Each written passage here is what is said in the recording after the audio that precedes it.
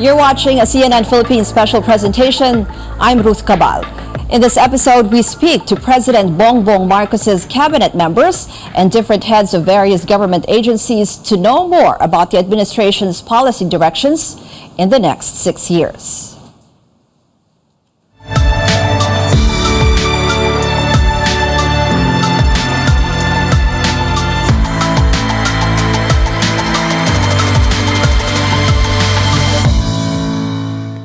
The Technical Education and Skills Development Authority aims to provide more opportunities for Filipinos with limited financial capacity by offering hundreds of higher-level technical vocational educational training. Over 500 programs are currently being offered in TESDA centers and schools nationwide, giving tech-voc trainees, middle-level workers, and graduates a better chance at employment. The agency is also offering programs in line with COVID-19 prevention and courses that will upgrade the skills of overseas Filipino workers or OFWs. What lies ahead for TESDA under its new leadership? Joining us now is TESDA Director General Danilo Cruz. Nice to have you with us, DG Cruz. Sir, you were appointed only in July, but we all know you're not new in the labor sector because you served as Labor Undersecretary for Employment and Manpower in the past. So can you tell us what experience you're bringing into your new role? Well, as a former Undersecretary in charge of Labor Relations and also Welfare and Protection and Employment and Manpower Development, I will bring with me my 40 years experience with the Department of Labor and Employment.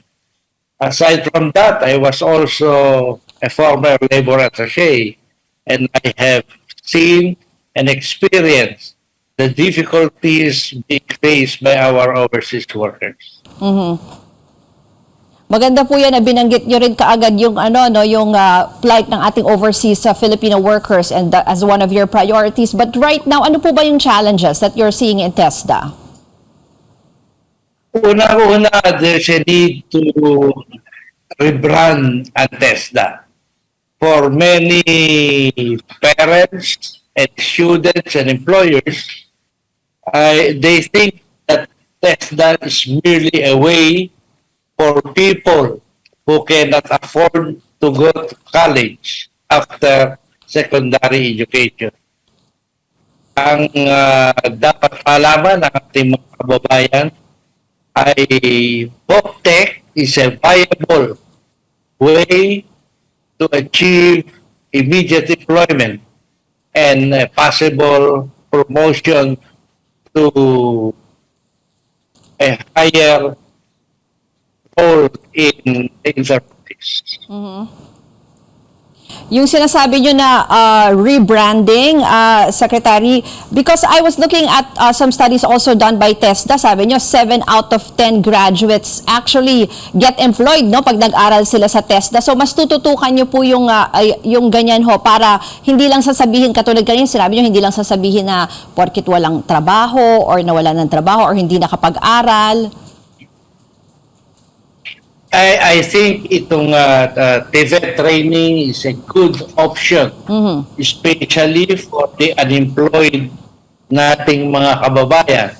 As a matter of fact, siguro sa lahat ng training modes, ang TESDA, ang pinakamataas, ang employment rate from 70 to 84% ay nakakaroon ng trabaho.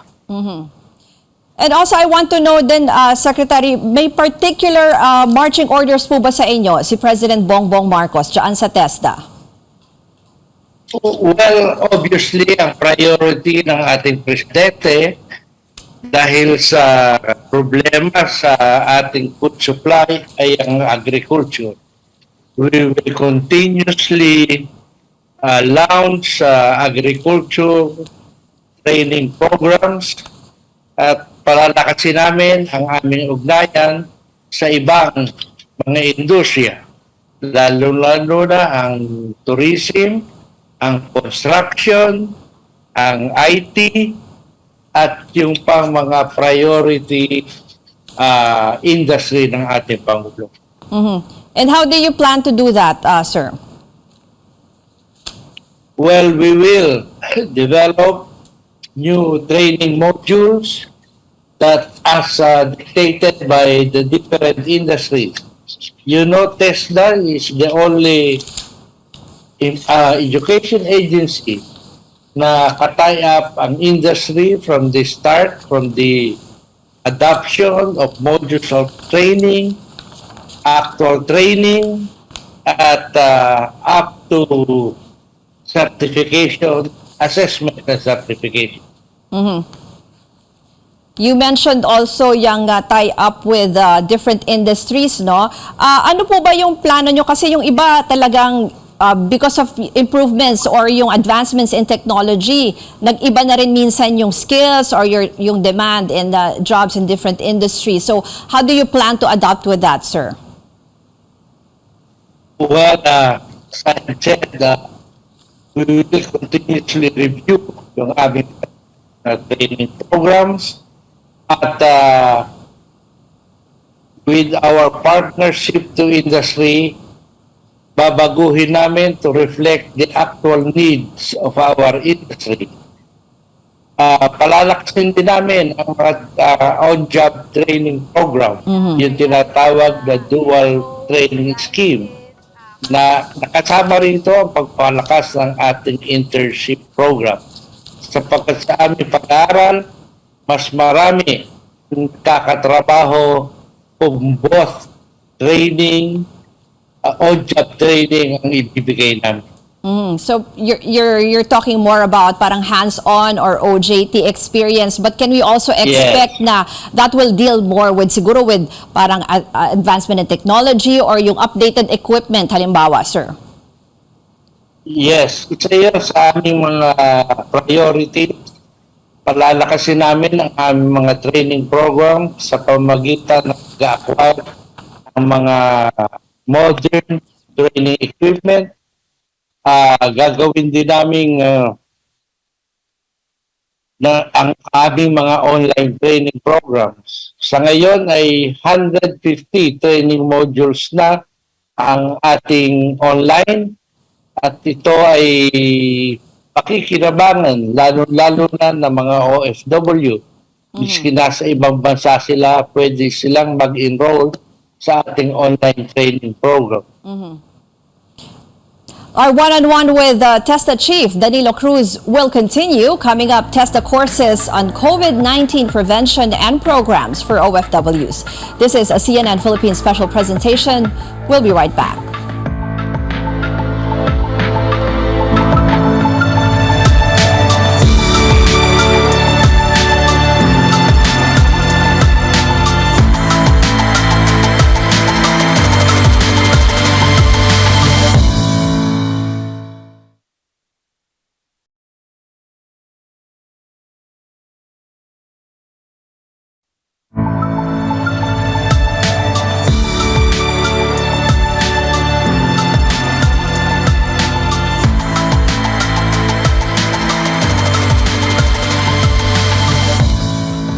You're watching a CNN Philippines special presentation. I'm Ruth Cabal. Our guest, TESDA Director General Danilo Cruz. DG Cruz, puntahan po natin itong proposal for your budget for next year because it's slightly lower at 13.7 billion pesos compared to the budget this year na 14.2 billion pesos. Will that have any impact on your programs for next year? Well, actually, though, there is a 2% reduction from the 2022 budget. I don't think it will have a big impact on our program implementation next year. Can you tell us where the bulk of your budget will go? Ano po ang mga priorities nyo in terms of funding?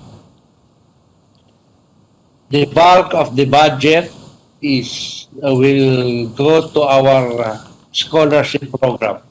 Actually, napakalaki na share ng aming mga scholarship program sa budget ng TESDA. Pero this will also include the budget for the construction of additional innovation center. Yung mga innovation center is a new concept in TESDA training. It will involve the equipments, the modern equipments, both digital and robotic equipment and simulators in the conduct of TESDA training in 17 innovation centers all over the country. So itong 17 innovation centers ay lahat po, bago po ito. So itatayo pa lang. Itatayo pa lang yan. Meron na kami nga itayo mga 5 innovation center at yung ibang innovation center might be budgeted by a loan offering from the Asia Development Bank. The additional innovation centers will be funded by this loan, which will include the budget for modern equipment all over the country. But let me just mention, Secretary, kasi even I think during yung budget hearing sa Senate ng TESDA, no, some senators brought up yung issue with the Commission on Audit that you were flagged for some disbursement issues, or yung iba is hindi daw yung disparities, halimbawa dun sa pag-release ng fund with a low number of graduates. How are you addressing that, or nakita nyo na po ba kung saan yung mali in the past disbursements? Yes, may mga pagkakamali sa disbursement nitong mga ibang item ng budget. And we have put up measures that we might correct these discrepancies. Yung finding ng COA will involve more than 60 observations, and we have directed our provincial and regional training institutions na mag-submit kaagad ng mga remedial measures to answer this COA observation.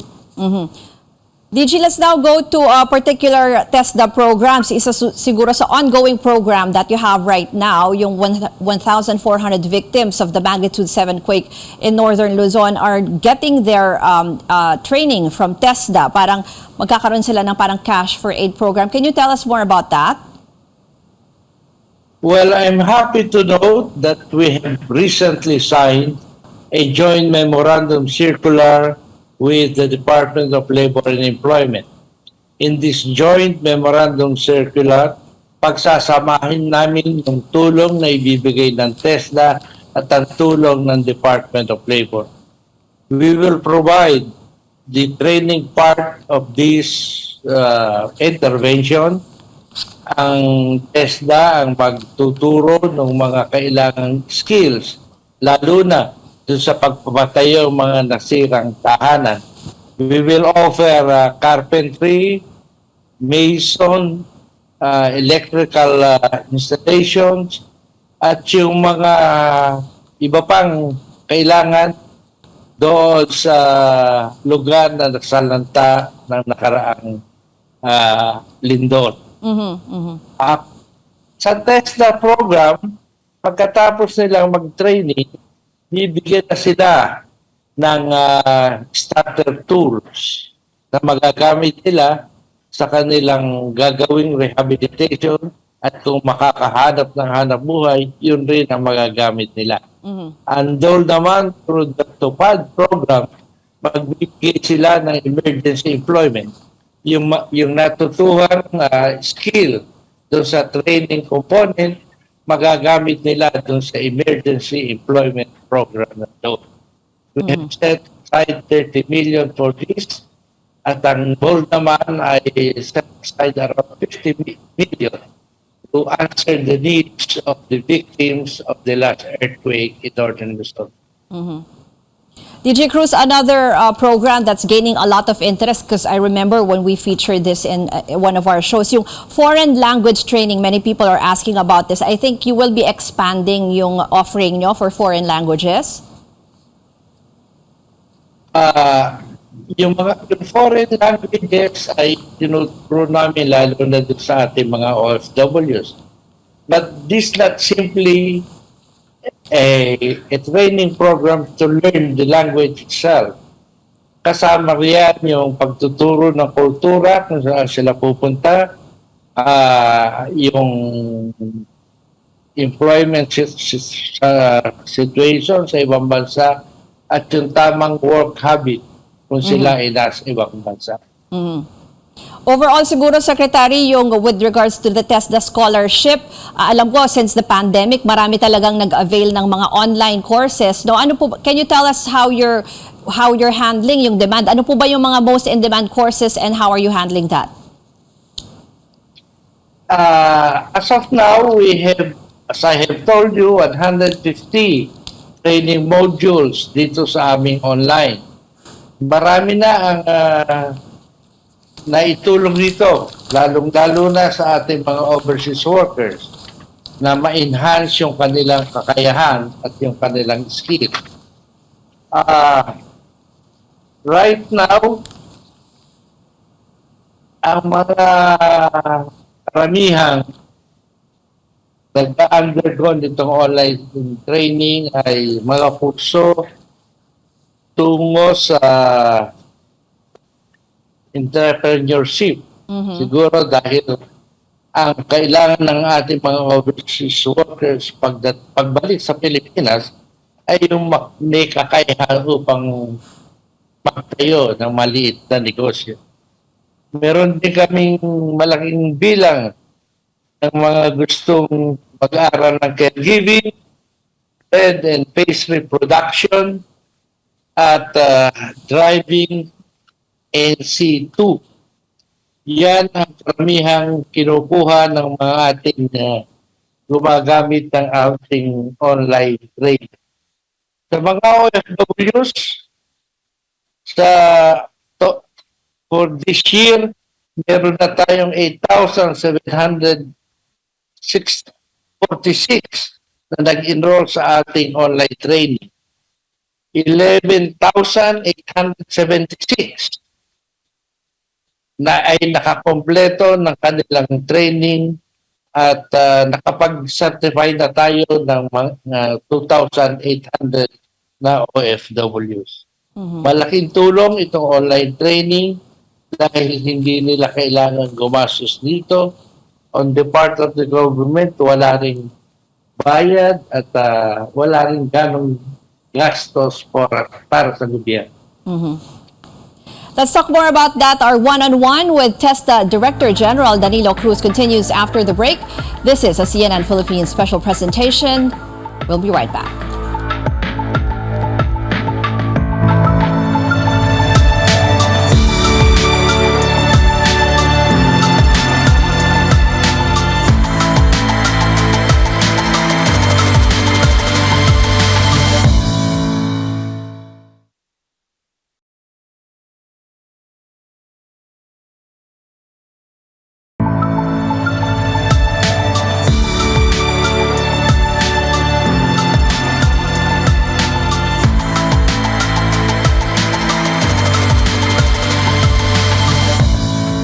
You're watching a CNN Philippines special presentation. I'm Ruth Cabal. Our guest for this one-on-one special, TESDA Director General Danilo Cruz. DG Cruz, we're still in a pandemic and TESDA has a lot of free online courses related to handling the COVID-19 crisis, especially for even businesses or frontline workers. Can you tell us more about that? Well, as far as COVID-19 prevention is concerned, ang TESDA ay merong online training module sa preventive measure in the workplace. Ang basic COVID-19 infection module ay napapaloob sa isang 2.5 hours training program. Malalaman na rito ang prevention, pag-iwas sa lahat ng masamang dulot ng COVID-19 at kung paano makakaligtas ang ating manggagawa sa kanilang workplace sa infeksyon na dulot ng COVID-19. Ang kursong ito ay available since March 2020. Noong 2020, 142 completed the course, while another 383,000 took it in 2021. Enrollees to the COVID prevention measure ay makakatanggap din sila ng online certification pag nakompleto nila yung kurso. Secretary, si President Marcos and even some of the cabinet members have acknowledged yung isang problema din talaga sa labor natin, no, yung job mismatch. So, what's the role of TESDA in trying to bridge this, especially then yung giving the right kind of employment then for Filipinos, for them to avail with the right skills also? Ang problem natin sa job mismatch ay matagal na nating hinaharap. Makikita natin na maraming pangangailangan ng industriya na hindi natutugunan kakayahan ng ating mga manggagawa. Fortunately, ang TESDA ay industry-based ang aming programa.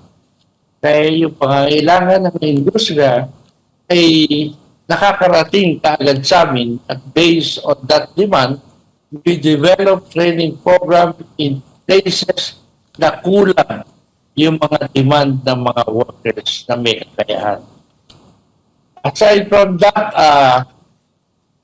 binabalak din namin pag-isahin yung labor information program ng Department of Labor at Department at TESDA. Yung aming registry of skills at ipapasok namin doon sa PhilJobNet nandoon. Ito ay bibigay ng signal kung ano talaga ang mga kakayahan ng ating mga industriya at kung anong klase ng skills ang mayroon sa isang lugar. Kaya hindi mahihirapan ang ating mga investor kung nagbabalak magtayo ng kanilang mga industriya doon sa lugar kung makikita nila na meron naman talagang mga taong makakapagtrabaho at kung ano ang kanilang pangangailangan. Mm-hmm. And with this po, you mentioned specific jobs, specific places. With this, we can also expect siguro more aggressive partnership with industries and with the private sector? Yes, as I have told you, all ang stages ng aming training program, kasama dyan ang industriya. Mula sa pag-develop ng mga training modules hanggang sa pagpatupad nitong aming training program until they are assessed and certified. Kasama namin ang industriya sa lahat ng phases ng aming training program. Mm-hmm. Siguro sa last question na lang, Secretary, you mentioned kanina how important it is at isa nyo ring plano is yung to rebrand, no? Kung ano ang TESDA. Siguro your message to the public to tell Filipinos about how they can avail more of the free services of TESDA under the Marcos administration. Sa ating mga kababayan, nais ko iparating sa inyo ng TESDA ay handa upang tulungan ang lahat ng nangangailangan ng training upang makakuha ng tamang trabaho. Ang TESDA ay handa rin kayong tulungan upang karoon ng additional skills. Ibig sabihin, kung tapos na kayo ng isang programa, bibigyan pa rin namin kayo ng pagkataon maging multi-skill para kayo handa sa anumang pagbabago na gagawin sa inyong kumpanya at pagbabago na dala ng ating makabagong pamaraan ng patakbo ng industriya. Thank you very much, TESDA Director General Danilo Cruz. And thank you for joining us in this special presentation. I'm Ruth Cabal.